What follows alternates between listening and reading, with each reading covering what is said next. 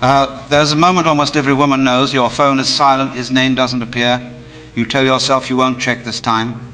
Yet somehow only a few minutes later you're looking again, not because you're weak, because your heart is trying to solve a mystery your mind cannot. When someone who once seemed so interested suddenly becomes distant, your first instinct is to find the perfect thing to say, something clever, something unforgettable, something that will make him stop, think, and come back. But what if the words you're searching for are not meant to pull him closer? What if their real power is something much deeper? Because there are three simple words that can stay in a man's mind long after the conversation ends. Not because they manipulate him, not because they create guilt, but because they awaken something almost everyone secretly longs for. And strangely enough, most women never say them when they matter most. They say the opposite. If you've ever stayed awake, replaying conversations in your head, wondering why someone who seemed so certain suddenly became unsure, wondering why giving more love sometimes seems to create more distance, then stay with me, because before you hear those three words, you have to understand why silence sometimes speaks louder than paragraphs, and why the people who are unforgettable are really the ones who try the hardest to be remembered. The hardest part isn't losing someone. The hardest part is losing yourself while trying not to lose them. It happens so quietly that you hardly notice. At first, it's only a small change. You wait a little longer before going to bed. You leave your notifications on. You reread his last message, looking for hidden meaning between ordinary words. Then another change appears. You begin measuring your mood by his attention. If he texts, your day feels lighter. If he disappears, everything suddenly feels uncertain. Nothing around you has changed. Your work is the same, your friends are still there, the sun still rises.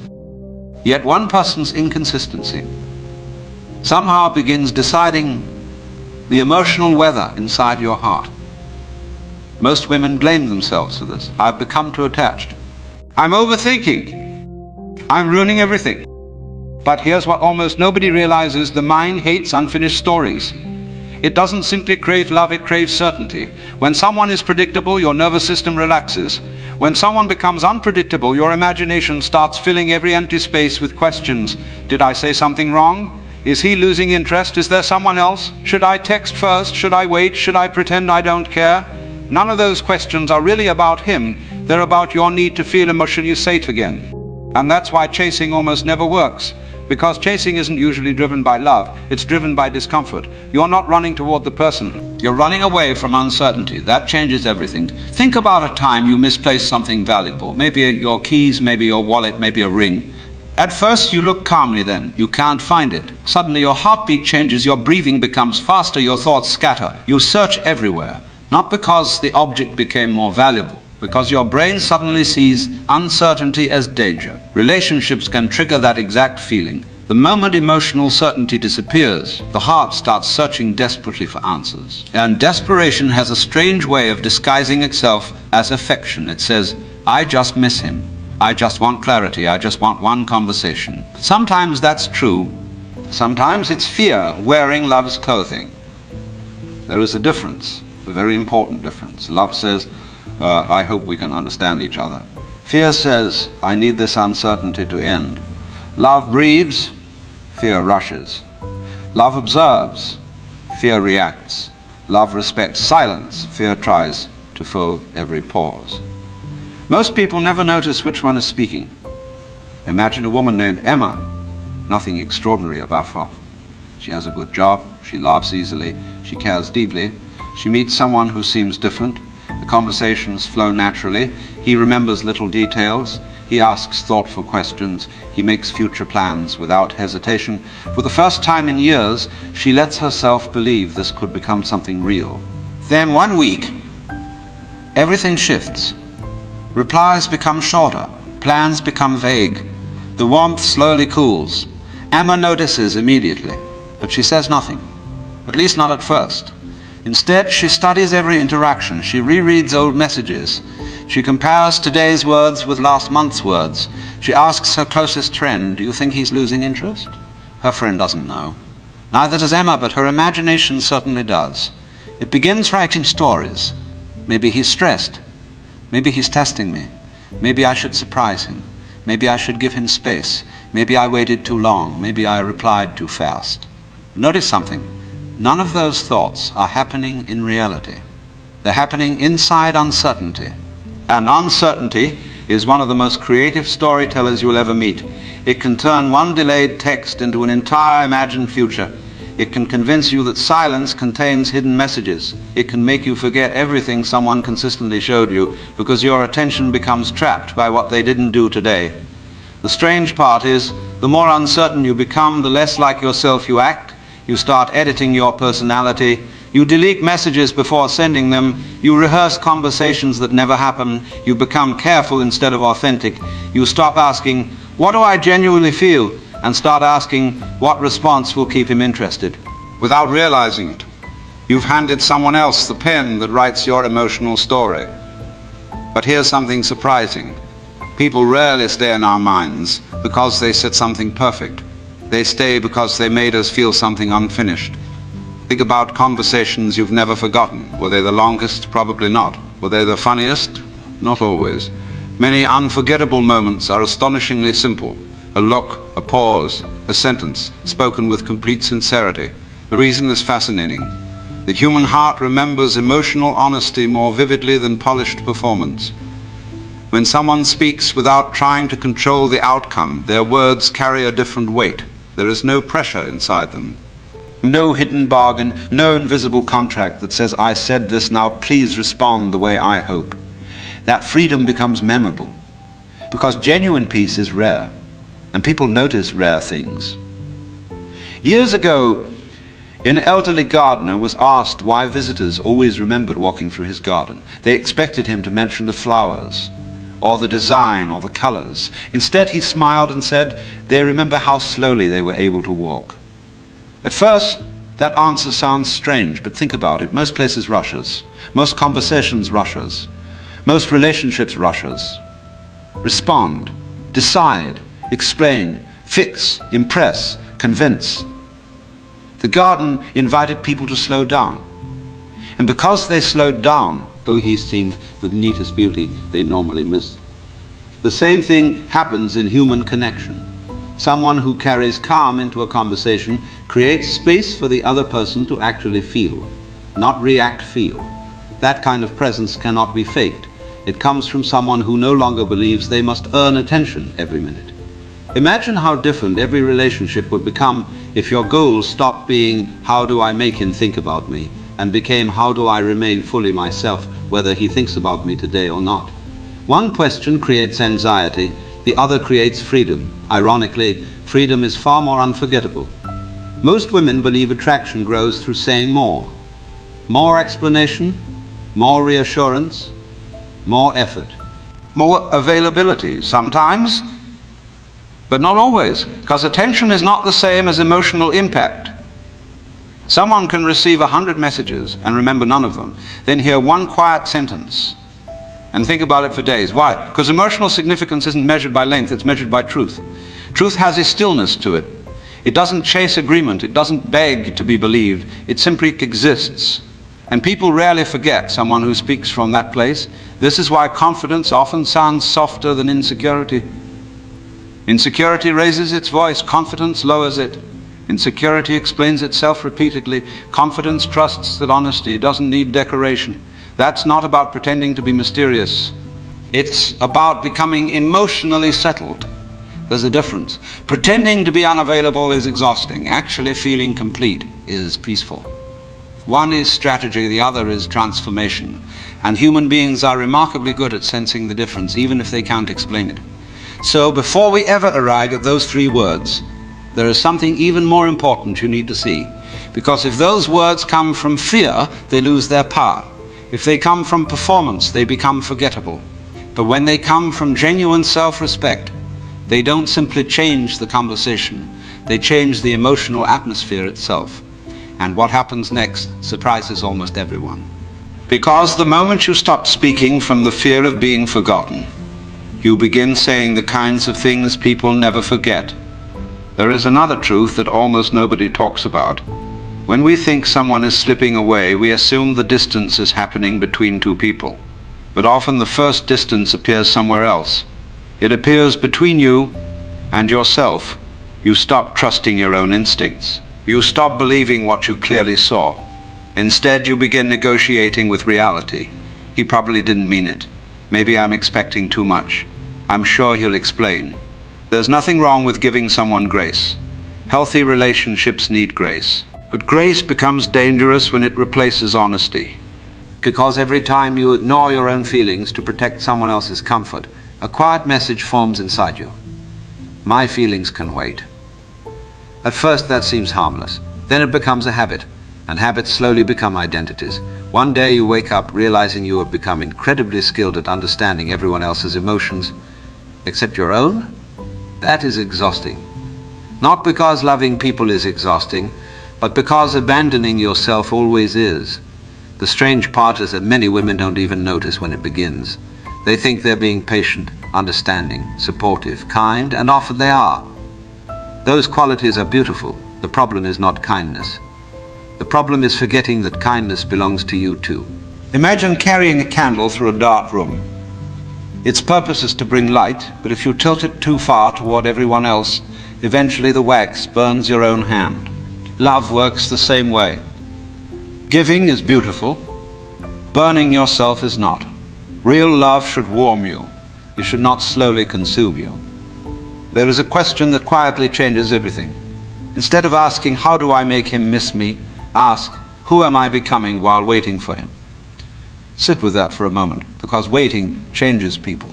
Sometimes it makes them wiser. Sometimes it makes them smaller. It all depends on what they do while they wait. Some women spend weeks rehearsing imaginary conversations. Others spend those same weeks rediscovering forgotten parts of themselves. The time passes either way, but the person who arrives at the end is completely different. One woman reaches for herself, the other reaches only for answers, and answers rarely heal what self-abandonment created. A woman named Claire once described the end of a relationship in a way that stayed with me. She didn't say she missed him the most. She said she missed the version of herself that existed before she started doubting everything. Think about that. She wasn't grieving only a person. She was grieving her own peace.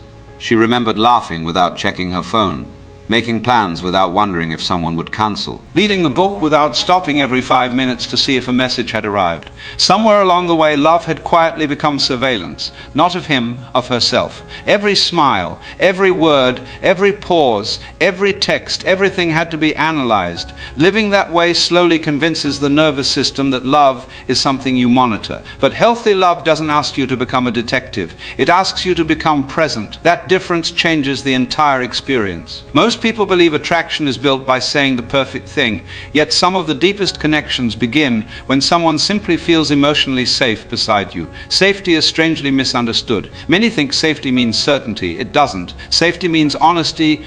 It means knowing that whatever is true can be spoken without fear of punishment. Imagine sitting beside a lake early in the morning. The water is still. You naturally become quieter. Not because anyone told you to, because calm invites calm. Now imagine standing beside crashing waves during a storm. Your body reacts differently. Your breathing changes, your attention narrows. Relationships create emotional weather just like that. Some people make you feel as if every conversation is a storm. Others make your nervous system exhale. Guess which feeling stays in someone's memory long? Gone. Not excitement alone. Peace. Because excitement fades, peace becomes home, and everyone remembers the people who felt like home. This is where those 3 words begin to matter. Not because they are magical. Words never are. Their meaning depends entirely on the heart speaking them. You can say the same sentence with fear or with freedom. The words stay identical. The energy changes completely. Imagine 2 women saying, I understand. The first says it while secretly hoping he won't leave. The second says it because she genuinely accepts what he has chosen. The sentence sounds almost the same, but anyone paying attention can feel the difference. One is asking for reassurance without saying so. The other is offering dignity to both people. That dignity is unforgettable. Why? Because very few people receive it.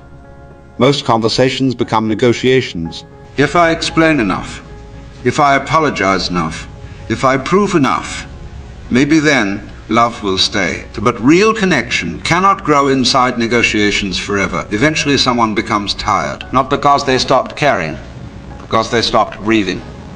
There is something fascinating about memory. People often forget exactly what was said, yet they remember how they felt after the conversation ended. That emotional echo lasts much longer than the words themselves. Think about someone you haven't seen for years. Can you remember every conversation? Probably not. But you probably remember whether you felt accepted, whether you felt judged, whether you felt peaceful, whether you felt seen. Emotions become bookmarks in the mind. That is why trying to sound impressive often fails.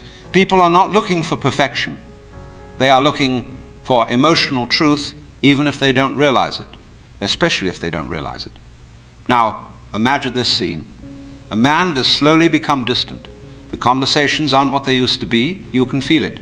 There's no dramatic argument, no obvious ending, just a quiet fading. Many people panic here. They send longer messages, they explain themselves, they ask for reassurance, they chase certainty. None of those reactions make them foolish. They make them human. But here's what quietly changes everything. Instead of trying to rescue the connection, imagine taking one deep breath, not to suppress your feelings, to hear them. You notice the sadness, you notice the disappointment, you notice the fear, but you don't let fear speak first. That pause becomes powerful because reactions happen in seconds. Wisdom usually arrives a little later, and the women who change their relationships are often the ones willing to wait for wisdom instead of obeying panic. That single habit can save months of unnecessary suffering. There's an old saying that rivers never force the ocean to receive them, they simply continue flowing. Eventually they arrive exactly where they were always going. Healthy confidence has that same quiet movement. It doesn't beg, it doesn't rush, it doesn't collapse every time life becomes uncertain. It do think. Think?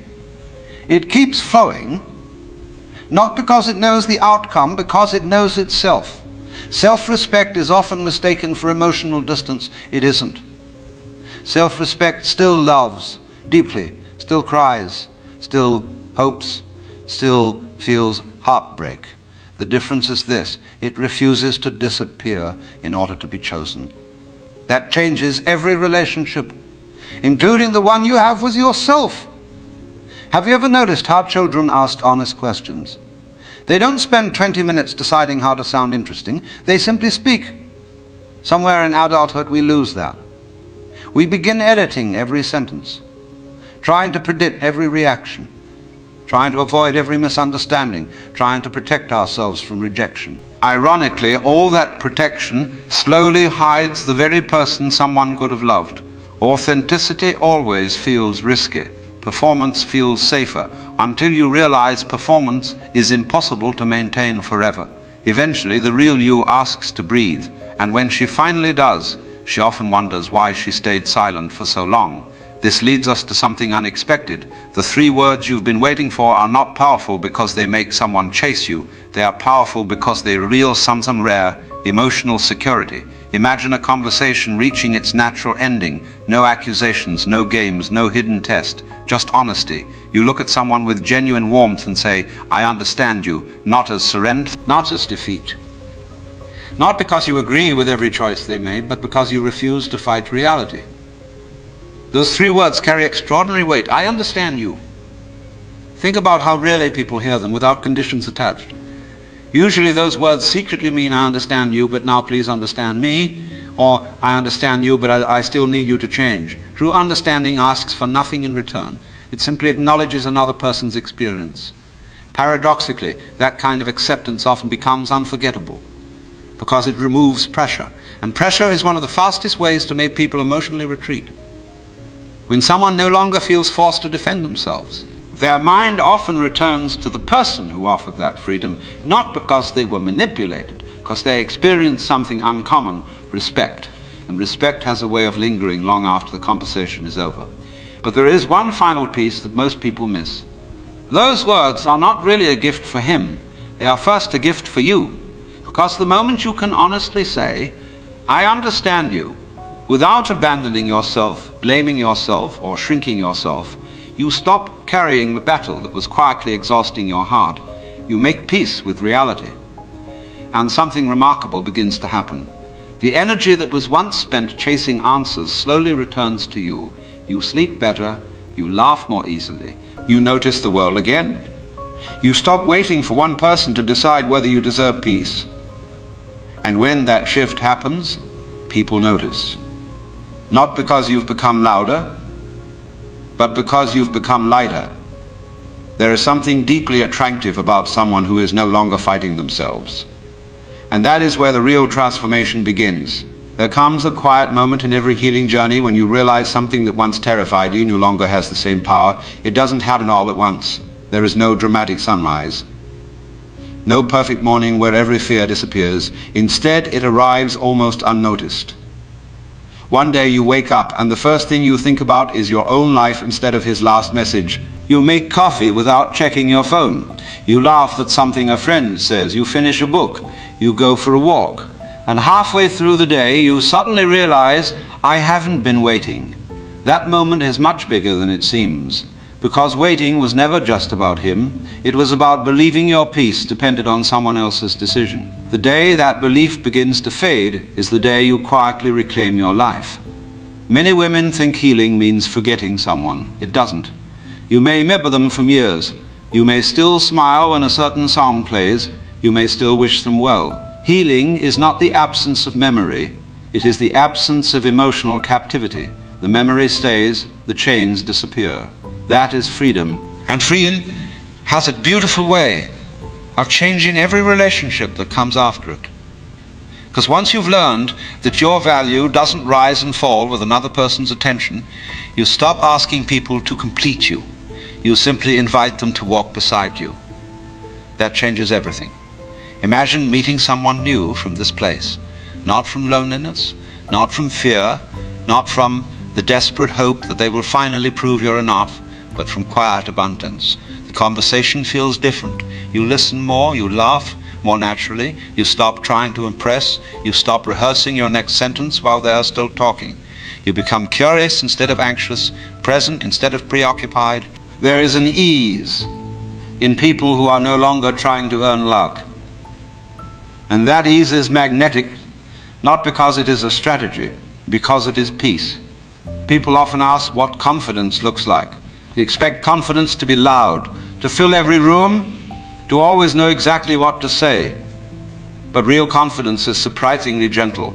It is the woman can hear silence without rushing to fill it.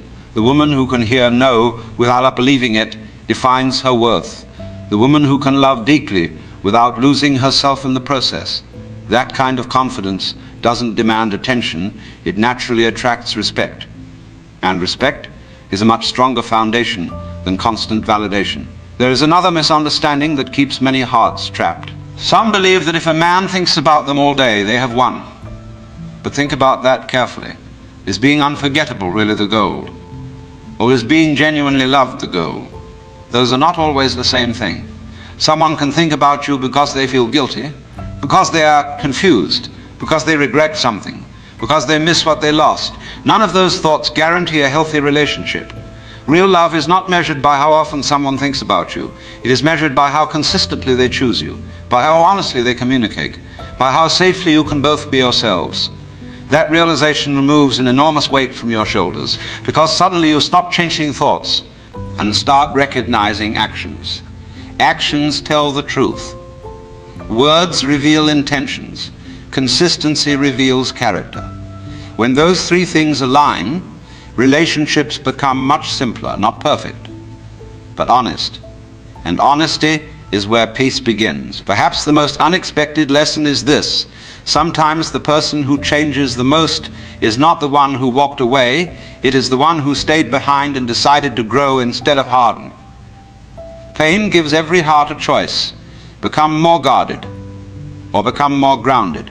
The first builds walls, the second builds wisdom. Walls may keep disappointment out, they also keep intimacy out. Wisdom does something different. It teaches discernment. You no longer give your heart away carelessly, but neither do you lock it away forever. You simply learn to recognize the difference between attention and intention, between chemistry and compatibility, between longing and love. That kind of wisdom cannot be taught by books alone. It is earned, quietly, patiently, through the moments you thought would break you, Think back to the woman you were at the beginning of this conversation. She was searching for 3 words that would stay in someone's mind. She believed the answer lived somewhere outside herself. But now you can see something she couldn't. The power was never hidden inside a phrase. It was hidden inside the woman speaking it. Words become meaningful because of the person who says them. The woman who respects herself speaks differently. She doesn't need to convince. She doesn't need to compete. She doesn't need to chase. Her presence carries what her words no longer have to prove. That is why 2 people can say exactly the same sentence and leave completely different impressions. One speaks from fear, the other speaks from peace. People remember peace, not because it is dramatic, because it is rare. And in a world where everyone is trying to be noticed, the rarest thing you can become is someone who makes another person feel calm. That is a gift. Not only to them, to yourself. There may still be days when doubt returns. Healing is not a straight line. Some mornings will still feel heavy. The familiar place may remind you of someone. An old photo may appear unexpectedly. A memory may knock on your heart without warning. When that happens, don't treat it as failure. Treat it as proof that you loved sincerely. There is nothing shameful about a heart that loved honestly. The goal was never to stop feeling. The goal was to stop letting your feelings decide your value. That distinction changes your entire future, because life will always contain uncertainty. People will come, people will leave, plans will change, conversations will end. The only relationship guaranteed to remain with you every single day is the one you have with yourself. If that relationship becomes strong, no disappointment can completely destroy you. No rejection can erase you. No silence can define you. You remain whole. That doesn't mean you stop wanting love. It means love becomes something you share, not something you beg for. And perhaps that is the deepest form of feminine confidence. Not pretending you don't care, not acting unavailable, not playing impossible games. Simply knowing that your heart is valuable, whether someone recognizes it today or not. Ironically, that is often when people begin to see you most clearly, because authenticity shines brighter than performance ever could. So if you ever find yourself searching for the perfect words again, pause for a moment. Ask yourself a different question. Am I speaking to be chosen, or am I speaking to be truthful? Truth has a quiet strength. It doesn't need applause. It doesn't demand immediate results. It simply plants a seed. Sometimes that seed grows into reconciliation. Sometimes it grows into acceptance. Sometimes it grows into a completely new chapter you never expected. Whatever grows from it, you will know it began in honesty. And honesty never asks you to betray yourself. As for those 3 words, they were never a magic spell. They were a reminder that real connection